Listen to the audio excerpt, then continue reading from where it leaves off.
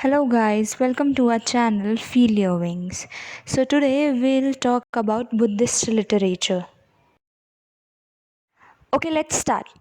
It was written in Pali and Prakrit language respectively.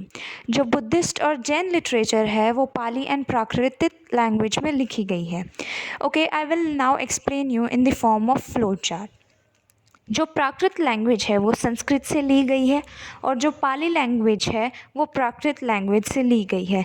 ये दोनों language इस time पे लिविंग लैंग्वेज है श्रीलंका में. एंड ये दोनों लैंग्वेज अशोकन के एडिक्ट्स में है. मेनली पाली लैंग्वेज यूज़ हुई है अशोकन के एडिक्ट्स में, और जो अशोकन एडिक्ट्स हैं वो बुद्धा की डेथ के बाद कंपोज हुए थे. Buddhist literature is also known as Tripitaka, और जो त्रिपिटका है वो पाली टेक्स्ट का फॉर्म है. Tripitaka is common name of Buddhist literature. Tripitaka means three basket is traditional theme used for various Buddhist scriptures. Okay, so now here are three forms of pitaka. Pitaka के तीन forms है. First is Sutta Pitaka, second is Vinaya Pitaka and third one is Abhidhamma Pitaka. Okay, so let's start from Sutta Pitaka. It contains over 10,000 sut or sutras related to Buddha and his close companions. This also deals with the first Buddhist council, which was held shortly after Buddha's death.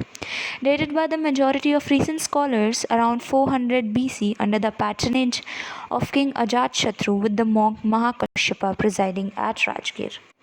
जो सुत्त पिताका है वो 10,000 सुत या फिर सूत्रास मतलब philosophies relate करती है बुद्धा और उसके क्लोज कंपेनियन से. It also deals with Buddhist council, यानी जो फर्स्ट बुद्धिस्ट काउंसिल है उससे डील करती है जो हेल्ड हुआ था बुद्धा की डेथ के बाद. Most of the scholars dated that around 400 BC the first Buddhist council was held. ज़्यादातर स्कॉलर्स ये बोलते हैं कि 400 BC में फर्स्ट बुद्धिस्ट काउंसिल हेल्ड हुआ था under the patronage of king Ajatashatru, and there was also the monk Mahakashyapa presiding at Rajgir. Now the second one is Vinaya Pitaka. It contains 227 rules and regulations for the monks and nuns of the Sangha. It can also be called as Book of Discipline. Its three books are Sutta Vibhanga, Khandaka and Parivara. जो विनाया पिताका है वो 227 rules और regulation contain करती है. मतलब 227 rules कि कैसे monk और नन बना जाता है. इसको हम बुक ऑफ डिसिप्लिन भी बोल सकते हैं. इस बुक के तीन पार्ट्स हैं. First is Sutta Vibhanga, the second is Khandaka and the third is Parivara. Last part of Pitaka is Abhidhamma Pitaka. Abhidhamma Pitaka deals with the philosophy and doctrine of Buddhism appearing in the suttas. However, it does not contain the systematic philosophical treatise. जो अभिधामा पिताका है वो सुत्त पिताका की तरह philosophy और doctrine contain करता है Buddhism की. ये सारी philosophies in form of question and answer contain करता है, जिससे जो लोगों ने हर एक फ़िलासफ़ी के बारे में क्वेश्चंस पूछे हैं और उन सब के आंसर भी डिटेल में मेंशन्ड हैं अभिधामा पिताका में. Now the next one is Jatkas. Jatka are very most close to folklore literature, and they contain the tales of previous birth of Buddha in poems. It contains stories more than 550 in number. जो जटका है वो पुरानी कहानियाँ contain करते हैं related to Buddha, but इसमें सारी जो स्टोरीज़ हैं वो ह्यूमन बर्थ से पहले की हैं कि कैसे बुद्धा ने ह्यूमन बर्थ से पहले किस किस फॉर्म में बर्थ लिया था, और ये स्टोरीज़ 550 से ज़्यादा हैं. The next is Milindpana. Milindpana means question of Milinda. It contains the dialogue of Indo-Greek king Menander and Buddhist monk Nagsena. जो मिलिंदपना है उसका मतलब है क्वेश्चन ऑफ मिलिंदा. ये पूरा एक डायलॉग के फॉर्म में है जो इंडो ग्रीक के किंग के बीच में हुई है, जो कि मेंडर और बुद्धिस्ट मॉन्क नागसेना है. It has been written in 2nd to 1st century BC and initially written in Sanskrit. 1st century BC के बीच में ये लिखी गई है और ये सारा संस्कृत के फॉर्म में है. There is only one copy in Sanskrit Pali of this work in Sri Lanka. Okay, इसका सिर्फ एक ही कॉपी है जो श्रीलंका में है, written in Pali Sanskrit language. ये 6th century BC में 1954 में प्रिंट की गई थी. here is Deepavamsa. The meaning of Deepavamsa is Chronicle of Island. It is the oldest historical record of Sri Lanka. ये सबसे oldest historical record है श्रीलंका का और इसका मतलब है Chronicle of Island. It is believed to have been compiled around 3rd or 4th century BC, somewhere in Anuradhapura in Sri Lanka during the reign of King Dhatusena or Sri Lanka, the first Mauryan king of Sri Lanka. माना जाता है कि दीपावमसा 3rd से 4th century BC के बीच में compile की गई थी इन अनुराधापुरा श्रीलंका में during the rule of king Dhatusena. जो धातुसेना था उसके रूल में, जो श्रीलंका का और मौर्यन डायनेस्टी का सबसे पहला किंग था। Vamsa is one of the most important work in Pali literature. It details the tooth relic and Bodhi tree's arrival in Sri Lanka. सो दीपावमसा जो है वो सबसे मोस्ट इम्पॉर्टेंट वर्क है पाली लिटरेचर लैंग्वेज में। ये जो है ये डिटेल बताता है truth relic and Bodhi trees arrival इन श्रीलंका। मतलब ट्रुथ रेलिक एक बहुत ही फेमस टेम्पल है श्रीलंका में जो इस वक्त एक कैंडी सिटी नाम की प्लेस पे सिचुएटेड है जो श्रीलंका में है, और बोधि ट्रीज़ की अराइवल के बारे में है। It also deals with the arrival of Buddha's teaching preachers in Sri Lanka. It mentions that Buddha visited Kelaniya and Dighavipi in Sri Lanka.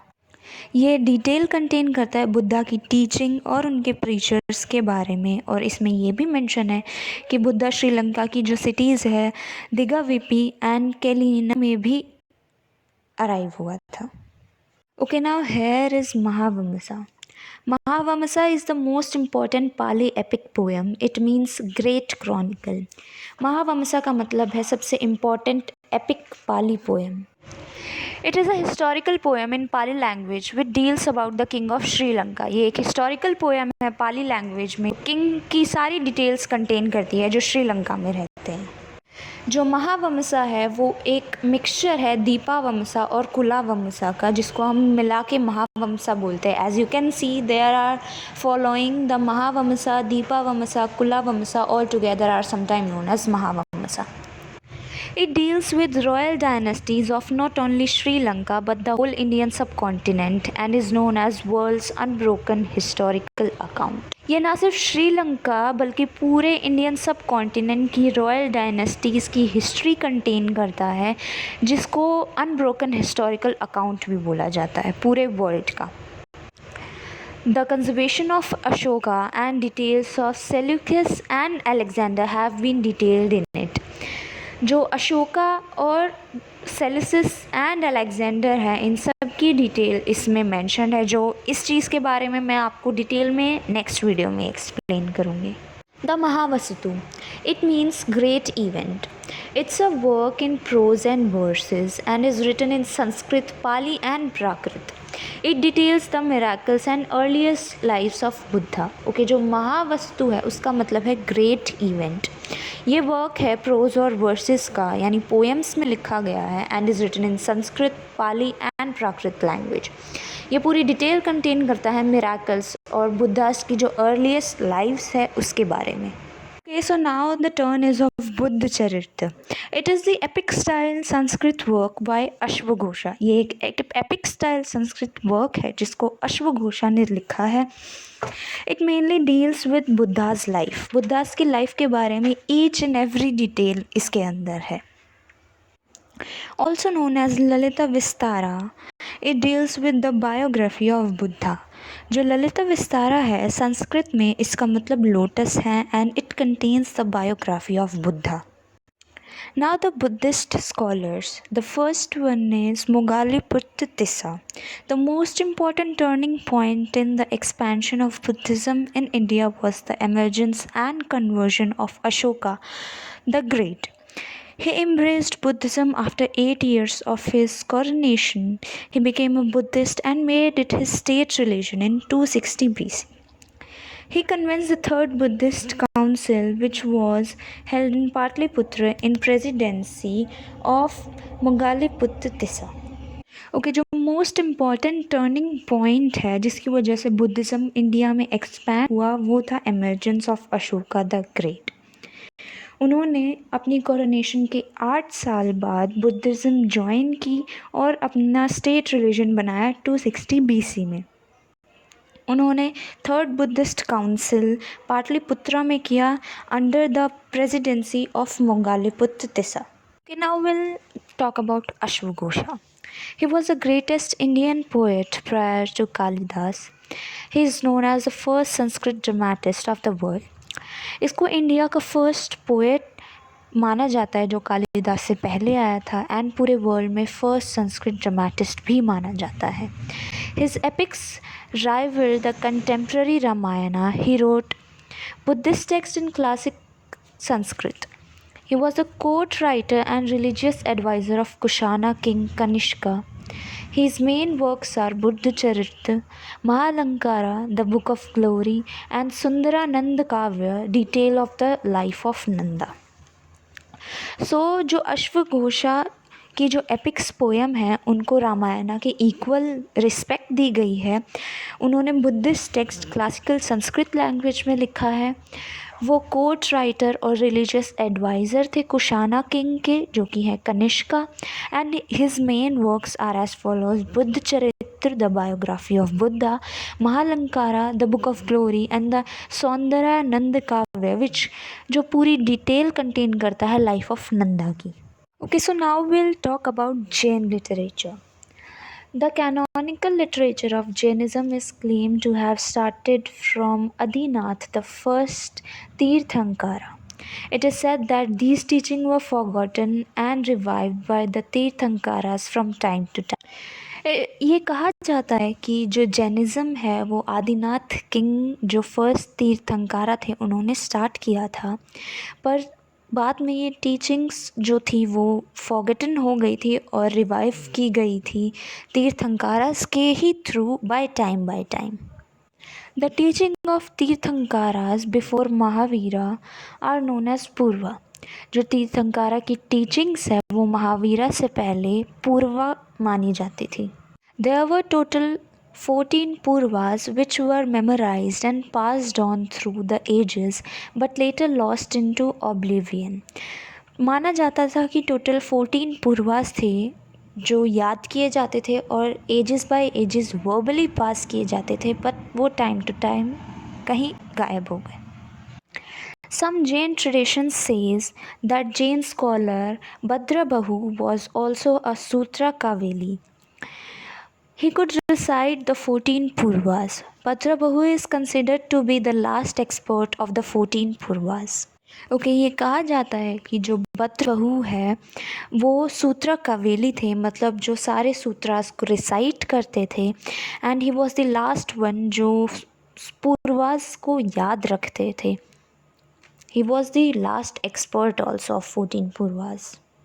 He later migrated to South India where he could later become guru of Chandragupta Maurya. Bhadrabahu बाद में south India की तरफ चले गए थे ताकि वो चंद्रगुप्त मौर्य के गुरु बन सके. Jain literature is called Jain Agamas. They are texts of Jainism based on Mahavira teaching. There are in all 46 text. जो जैन लिटरेचर है उसको जैन अगमास भी बोला जाता है और वो पूरी महावीरा की टीचिंग्स पे बेस्ड है और वो टोटल 46 टेक्स्ट में है. 12 उपांगा अगमास, ये पूरी एक्सप्लेनेशन कंटेन करता है अंगास की. 6 Chheda Sutras, text related to monks and nun behavior, ये सारी डिटेल कंटेन करता है मॉन्क्स और नन के बिहेवियरिज्म की. 4 Mula Sutras which provide base to earlier stages of monkhood. ये पूरा बेस कंटेन करता है earlier stages of monkhood का. 10 प्राकृनका सूत्रास, ये पूरे टेक्स्ट कंटेन करता है इंडिपेंडेंट और मिसलेनियस सब्जेक्ट्स के. And 2 Kulika Sutras, the text contain enhance और decorate the meaning of Angas, जो अंगास के मीनिंग कंटेन करता है. Now the last one is Kalpa Sutra. कल्प सूत्रा भद्रबहू ने लिखी है जो बायोग्राफी कंटेन करती है जैन तीर्थंकारास की. मोस्ट इम्पॉर्टेंटली ये पार्श्वनाथ, महावीरा और लेटर निर्वाणा की बायोग्राफी कंटेन करता है. It is classic Sanskrit literature, ये क्लास संस्कृत लिटरेचर लैंग्वेज में है। Classic period of Sanskrit literature dates to the Gupta period and the successive pre-Islamic Middle Kingdom of India. Okay, so जो classic period है Sanskrit literature का वो Gupta period से date करता है एंड लास्टली वो जाता है pre Islamic middle kingdom of India तक।